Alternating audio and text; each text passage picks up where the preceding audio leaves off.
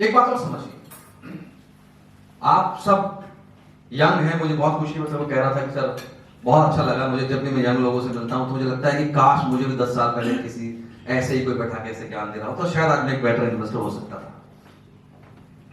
You are engineers, you understand the inflation. आपने सुना होगा कि इन्फ्लेशन इन्वेस्टमेंट का दुश्मन है। अब मैं आप में से किसी से जानना चाहूंगा कि इन्फ्लेशन इन्वेस्टमेंट का दुश्मन क्यों है? क्यों है? क्यों आपको समझना चाहिए कि इन्फ्लेशन आपके पैसे का दुश्मन क्यों है जब ये इन्वेस्टमेंट की बात आती है? क्या है इन्फ्लेशन? क्यों आपको एज एन इन्वेस्टर इन्फ्लेशन को कंसिडर करना जरूरी है? एनीबडी? और इतने गंभीर होने की आवश्यकता नहीं, जस्ट रिलैक्स। फोटो वोटो खींच के नहीं लेके जाएंगे कि देखो जी ये नहीं बोला है। हाँ जी, एनीबडी? हाँ सब बताइए। फैंटास्टिक। इन्फ्लेशन का मतलब है तो वस्तुओं के दाम बढ़ जाना, यही हमने सीखा है। अब आपको एग्जांपल लेता हूं कि पिछले 20 साल में हिंदुस्तान में कंजर्वेटिव इन्वेस्टमेंट्स, कंजर्वेटिव का मतलब जो गारंटेड रिटर्न देते हैं उनका एवरेज रिटर्न 7% है, 7%। और हिंदुस्तान में पिछले 20 साल में महंगाई की दर भी 7% है। अब आपको समझाने के एग्जांपल लेता हूं, ये सामने वाला आदमी क्या कर रहा है?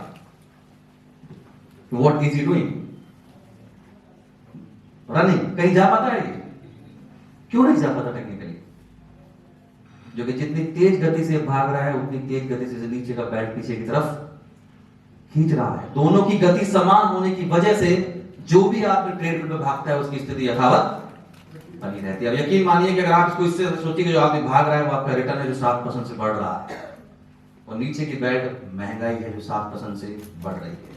आपका पैसा एक साल 7% से बढ़ता है और वापस 7% से पीछे हो जाता है। इसका मतलब ये हुआ कि technically purchasing power on your money is absolutely zero. अभी भी आपके दिमाग में कंफ्यूजन हो सकता है कि सर ये ट्रेडमिल वाला आंसर समझ में आया नहीं। So I make it more simple for you. आपकी जेब में 100 रुपए थे मैडम, 7% से एक साल बाद कितने हो जाएंगे? 100। एक चीज जो एक साल पहले 100 रुपए की आती थी वो 7% से बढ़कर 107 की हो गई, वो भी। तो आपकी जेब में 107 रुपए हैं और वस्तु के दाम भी 107 रुपए हैं, तो लौट रहे हैं तो कितना पैसा है?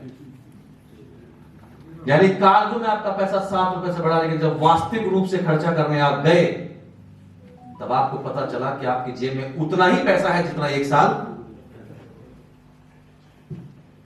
क्यों जोड़ रहे हैं आप पैसा? सिर्फ इसलिए कि आपका पैसा महंगाई की दर को मीट आउट कर सके, या इसलिए कि उस पैसे से आप कभी वेल्थ क्रिएट कर सके। और वेल्थ तब क्रिएट होगी जब उस पैसे में परचेजिंग पावर होगी। और यकीन मानिए 7% पे मैंने टैक्स नहीं जोड़ा है। अगर 7% पे मैं टैक्स जोड़ लूं तो हो सकता है कि आपका पैसा बराबर भी ना रहे। Are you able to understand how much inflation and tax कितना इंपॉर्टेंट है इसे कंसीडर करना when you invest somewhere?